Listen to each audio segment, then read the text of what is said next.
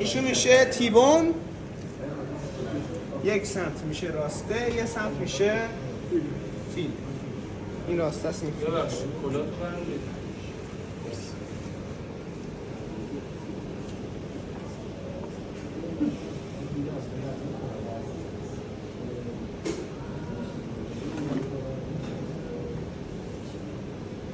بچه به هم نمیچسبونیم.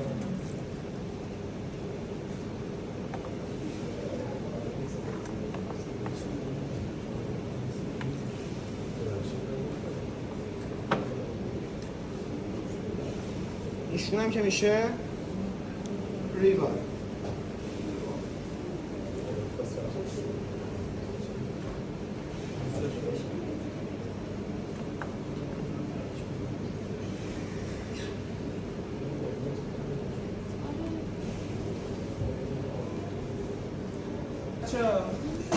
روشو بگیره. یه ساعت گوشو کاور کنه. کامل. چه روغنی میریزم؟ سرخ کردن. باریکلا. اصولش اینه که زیتون بریزیم. ولی چون صرفه اقتصادی نداره معمولا یا میام 50-50ش میکنم، یا خالص زیتون یا خالص روغن خوراکی سرخ کردنی. ما عرضه فقط یه بار این کار رو انجام میدیم، پس قطعا برای زیتون صرفه نداره. روغنش رو هم میتونم نگه دارم تا 6 ماه، میتونم گوشتم توش بیات کنم.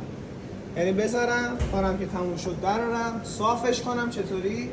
خواستم یه جوری برگردونم که اون خونابه ها نیاد، از صافی رد کنم و دوباره استفاده کنم. میتونم گوشتم رو اول مرینیت کنم بعد بیاتش کنم، میشه. ولی ما میخوایم شما طعم واقعی گوشت بیات شده رو بفهمید.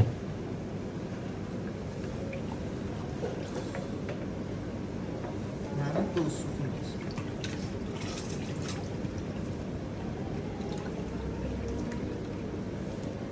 یه ذره بهترین زمان 42 هفته دیگه. 2 هفته دیگه میتونم نه روغنه رو تا 6 ماه با کیفیت میتونی ازش استفاده کنی.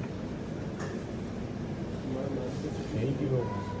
این روغنه فکر کنید زیتون بود. باریکلا بعد شکست شد. کاور کرد. تمام. میری کجا؟ یخچال. چه دمایی؟ 1 تا 2-3 درجه. یخچالی که نور واردش نشه و تهویه داشته باشه. بریم ببینیم که تا 2 هفته دیگه گوشتتون هست چه اتفاقی براش میفته. یعنی اصلا در یخچال باز و بسته نشه؟ یخچالی که داریم برش باز و بسته نمیشه. آها. نور خود یخچال هم یعنی چراغ اینا نداشته در باشه. بسته باشه نور نداره. بعد یخچال صنعتی معمولا نور نداره.